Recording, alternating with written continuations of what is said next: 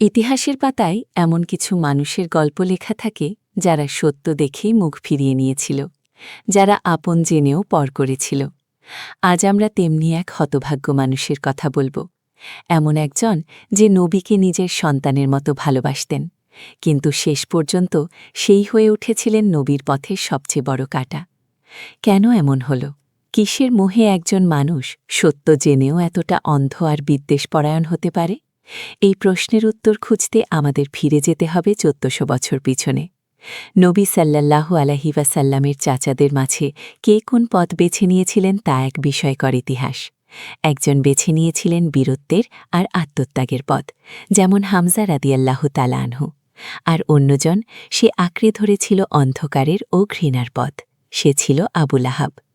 নবুয়তের আগে এই দুইজন চাচাই রাসূলুল্লাহ সাল্লাল্লাহু আলাইহি ওয়াসাল্লামকে স্নেহ করত, কিন্তু সময়ের স্রোতে একজন হলেন নবীর সবচেয়ে কাছের বন্ধু, আর অন্যজন তার ভয়ঙ্করতম শত্রু।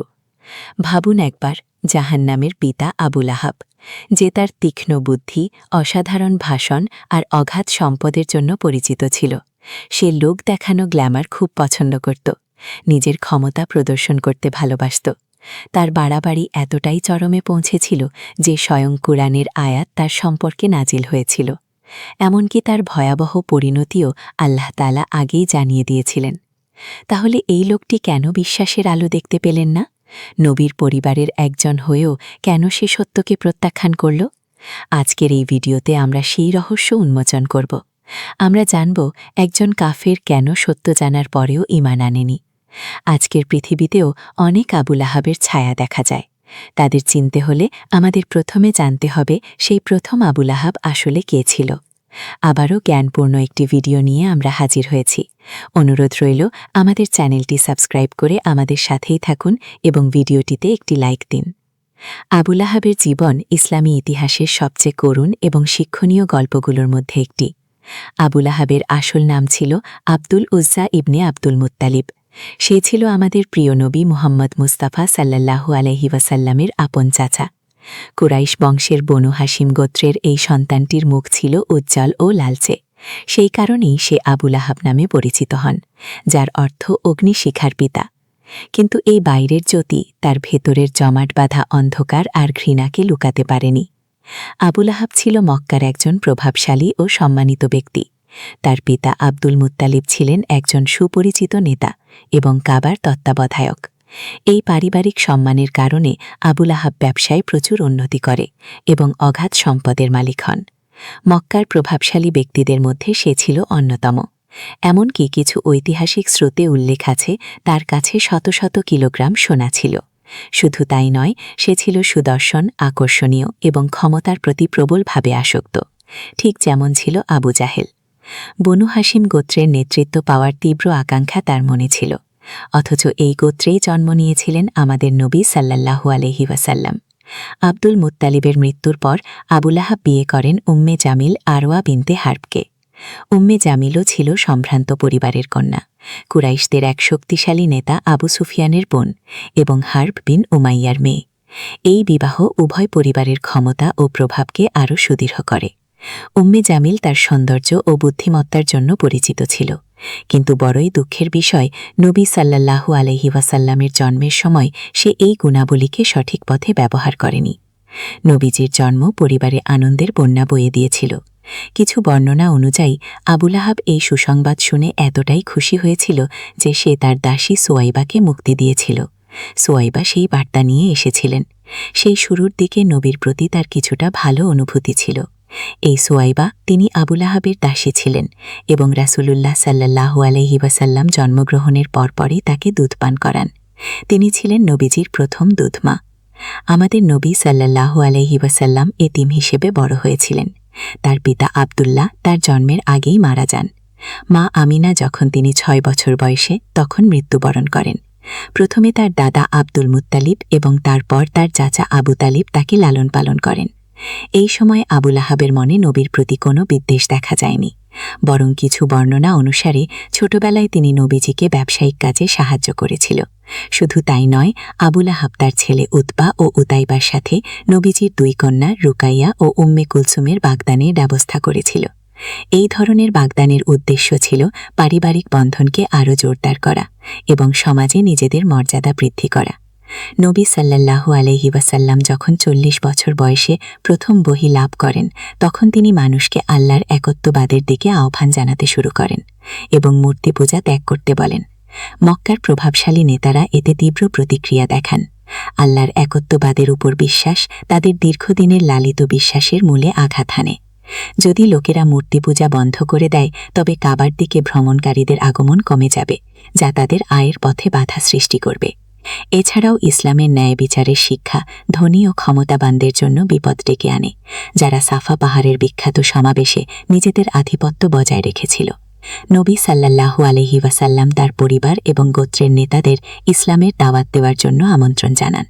কুরাইশদের কাছে ইসলামের এই বার্তা ছিল এক গুরুত্বপূর্ণ বিপর্যয়। আবু লাহাব এক্ষেত্রে সবচেয়ে কঠোর প্রতিক্রিয়া দেখিয়েছিল। সে সকলের সামনে চিৎকার করে বলেছিল, তুমি কি কেবল এই জন্যই আমাদের একত্রিত করেছ, এবং সভা ত্যাগ করার আগে নবীকে চরম অপমান করেছিল। এই দিনটি ছিল তার প্রকাশ্য ঘৃণার শুরু। আরবের সেই অস্থির সময়ে যেখানে প্রায়ই যুদ্ধ লেগেই থাকত, সেখানে পারিবারিক বন্ধন ছিল অত্যন্ত গুরুত্বপূর্ণ। ইসলামের প্রাথমিক বছরগুলোতে নবীর কিছু আত্মীয় স্বজন যদিও তার উপর বিশ্বাস স্থাপন করেননি, তবুও তারা বংশের ঐতিহ্য রক্ষায় তাকে সমর্থন করেছিলেন। অন্যান্য গোত্রের লোকেরাও এই আচরণকে স্বাভাবিক হিসেবে মেনে নিয়েছিল এবং তাদের প্রথা অনুযায়ী এটিকে সম্মান জানিয়েছিল। তারা তাদের আত্মীয়দের সমর্থনকারীদের সমালোচনা বা দোষারোপ করত না। কিন্তু জাহিলিয়াতের সেই অন্ধকার সময়ে একজন ব্যক্তি এই সম্মানিত প্রথা ভেঙেছিল। তিনি আর কেউ নন, স্বয়ং নবীর চাচা আবু লাহাব। চাচা, যাদেরকে আরব সংস্কৃতিতে পিতার সমতুল্য মনে করা হতো, সে আরব সমাজের সবচেয়ে গুরুত্বপূর্ণ নৈতিক মূল্যবোধগুলোর একটি পথলিত করেছিল। আপন ভাতিজা হওয়া সত্ত্বেও সে নবী সাল্লাল্লাহু আলাইহি ওয়াসাল্লামের ক্ষতি করার জন্য সর্বাত্মক চেষ্টা চালিয়েছিল। আবু লাহাব শুধু কথা বলেই থেমে থাকেনি। যেখানেই নবী সাল্লাল্লাহু আলাইহি ওয়াসাল্লাম ইসলামের শিক্ষা দিতেন, সেখানেই সে ছুটে যেত এর বিস্তার রোধ করার জন্য। সে নবীর পিছু পিছু ঘুরত এবং মানুষকে ভ্রান্ত করার চেষ্টা করত। সে বলতো নবী মিথ্যা বলছেন, অথবা তিনি পাগল, নাউজুবিল্লাহ। বিশেষ করে বাজার এবং বড় সমাবেশে তিনি বিদেশি দর্শনার্থীদের নবীর কথা শোনা থেকে বিরত রাখার চেষ্টা করত। শুধু আবু লাহাবই নন, তার স্ত্রী উম্মে জামিলও ইসলাম ও নবীর প্রতি বিদ্বেষে পরিপূর্ণ ছিল। সে সমাজের নারীদের মধ্যে দুর্নাম রটাত এবং ঝগড়া সৃষ্টি করত। এমনকি সে নবীর ঘরের সামনে কাঁটা এবং আবর্জনা ফেলে রাখত। উম্মে জামিল মক্কার সম্ভ্রান্ত মহিলাদের প্রভাবিত করে। মুসলিম নারীদের সমাজ থেকে বহিষ্কার করার চেষ্টাও সে করেছিল।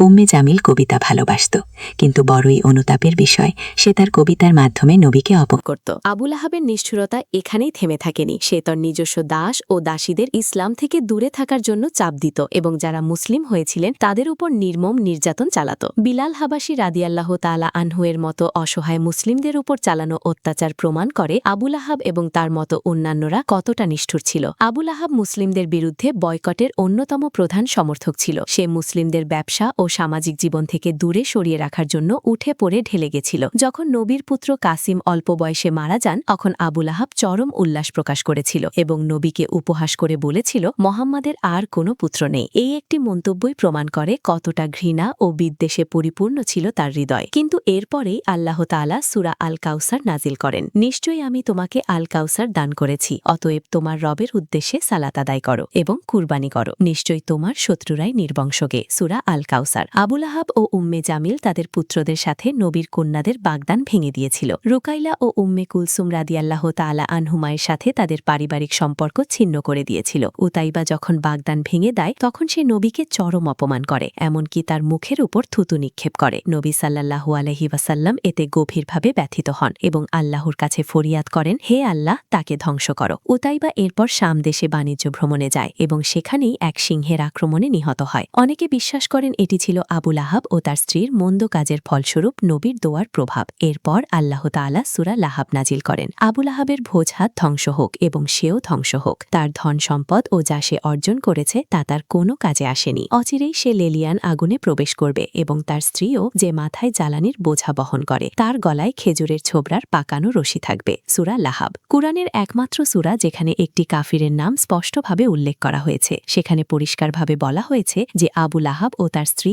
ইহকাল ও পরকালে ধ্বংস হবে। তাদের অর্থ, ক্ষমতা ও প্রতিপত্তি তাদের রক্ষা করতে পারবে না। তার স্ত্রীকে কাঠের বাহক বলা হয়েছে, যা ইঙ্গিত দেয় সে কিভাবে দুর্নাম রটাত এবং সমাজে বিশৃঙ্খলা সৃষ্টি করত। তার গলায় পেঁচানো দড়ি পরকালে তার শাস্তির প্রতীক। আবু লাহাব বদরের যুদ্ধে অংশগ্রহণ করেনি। যখন সে মক্কায় বসে মুসলমানদের বিজয়ে এবং বহু কুরাইশ নেতার নিহত হওয়ার খবর শোনে, তখন সে গভীর মর্মবেদনা ও ক্রোধে জর্জরিত হয়। এর পরপরই এক মারাত্মক ও বেধিদায়ক রোগে আক্রান্ত হয়ে সে নবী ও মুসলমানদের আরও বেশি দোষারোপ করতে শুরু করে। কারো মতে এটি গুটি বসন্ত, কারো মতে প্লেগ ছিল। তার শরীরে পচন ধরেছিল, ফোড়া ও ফোলাভাব দেখা দিয়েছিল। সমাজের মানুষ তাকে প্রত্যাখ্যান করেছিল, এমনকি তার পরিবারও এই রোগের ভয়ে তার কাছ থেকে দূরে থাকত। আবু লাহাবের মৃত্যুও তার জীবনের মতোই করুণ ছিল। মৃত্যুর পর কেউ তার মৃতদেহ স্পর্শ করতে সাহস পায়নি। অবশেষে যখন পচন আরও বাড়তে শুরু করে, তখন লোকেরা দূরে দাঁড়িয়ে লম্বা লাঠি দিয়ে ঠেলে ঠেলে তাকে একটি গর্তে ফেলে দেয় এবং উপর থেকে পাথর ছুঁড়ে মাটি চাপা দেয়। এটি প্রমাণ করে তার অর্জিত সম্পদ ও ক্ষমতা মৃত্যুর পরেও কতটা তুচ্ছ ছিল। কিছুই তাকে সাহায্য করতে পারেনি। সূরা লাহাবের আয়াতে স্পষ্ট বলা হয়েছে, তার ধন সম্পদ ও ক্ষমতা তাকে রক্ষা করতে পারবে না। এক ভয়াবহ রোগে আক্রান্ত হয়ে সে নিঃসঙ্গভাবে মারা যান। তার পরিবার, খ্যাতি বা অর্থ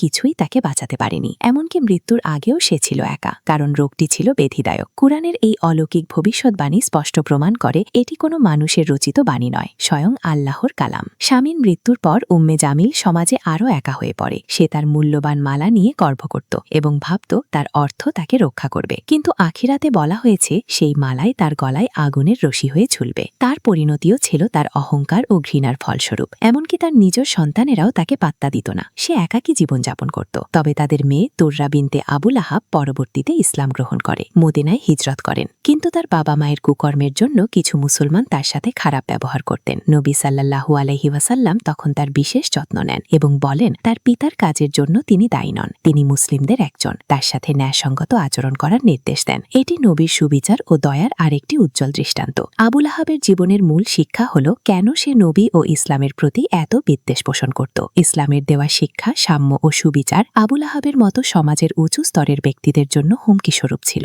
দাস ও মনিব, ধনী ও দরিদ্র সকলের সমান মর্যাদা তাদের সামাজিক আধিপত্যে আঘাত এনেছিল। মূর্তি পূজা প্রত্যাখ্যান করায় কাবার ভ্রমণকারীদের থেকে তাদের আয় কমে যাওয়ার আশঙ্কা তৈরি হয়েছিল। তাই তারা ইসলামের বিস্তার রোধ করার জন্য সর্বাত্মক চেষ্টা চালিয়েছিল। আবু লাহাব নবীর বিরুদ্ধে চক্রান্ত ও হত্যার পরিকল্পনায়ও যুক্ত ছিল। কুরাইশ নেতাদের সাথে মিলে সে নবীকে হত্যার চক্রান্ত করেছিল, কিন্তু প্রতিবারই আল্লাহ তাআলা তার রাসূলকে রক্ষা করেছিলেন। এত ক্ষতি করার পরেও নবী সাল্লাল্লাহু আলাইহি ওয়াসাল্লাম তাদের হেদায়েতের জন্য দোয়া করতেন। তিনি আশা করতেন হয়তো একদিন তারা সত্যের পথে ফিরে আসবেন। এটি আমাদের সহনশীল ও দয়ালু হতে শেখায়, এমনকি শত্রুদের প্রতিও। এটি প্রমাণ করে ইসলাম শান্তি ও রহমতের ধর্ম এবং আমাদের সর্বদা ধৈর্যের সাথে মানুষকে সত্যের দিকে আহ্বান করা উচিত। ইসলামের অগ্রগতি থামানোর জন্য আবু লাহাবের আরেকটি ক্ষীণ প্রচেষ্টা ছিল বয়কট। কুরাইশ নেতারা মুসলিম ও বনু হাশিম গোত্রকে ব্যবসা ও সামাজিক জীবন থেকে বিচ্ছিন্ন করার পরিকল্পনা করেছিল। এই কঠিন সময়ে মুসলমানরা চরম কষ্ট ভোগ করেছিলেন। তারা ক্ষুধা ও দারিদ্র্যের শিকার হয়েছিলেন। আবু লাহাব ছিল এই বয়কটের অন্যতম প্রধান পরিকল্পনাকারী। সে মুসলমানদের কোনো প্রকার সাহায্য করা থেকে বিরত থাকার জন্য কঠোর পরিশ্রম করেছিল।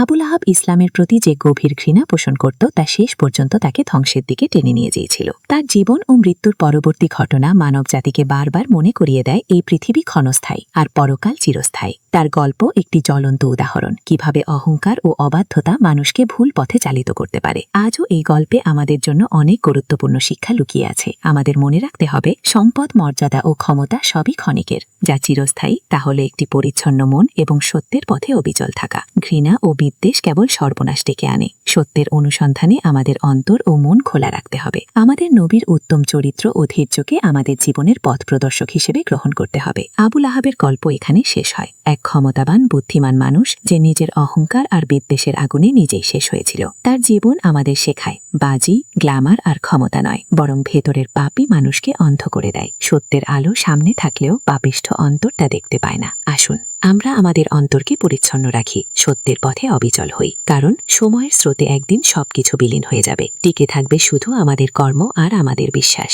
আপনি যদি এমন ইন্টারেস্টিং এবং আনকমন ইসলামিক হিস্ট্রি দেখতে পছন্দ করেন তাহলে আমাদের চ্যানেলটি সাবস্ক্রাইব করতে পারেন। আজকের মতো এখানেই শেষ করছি। আল্লাহ হাফেজ।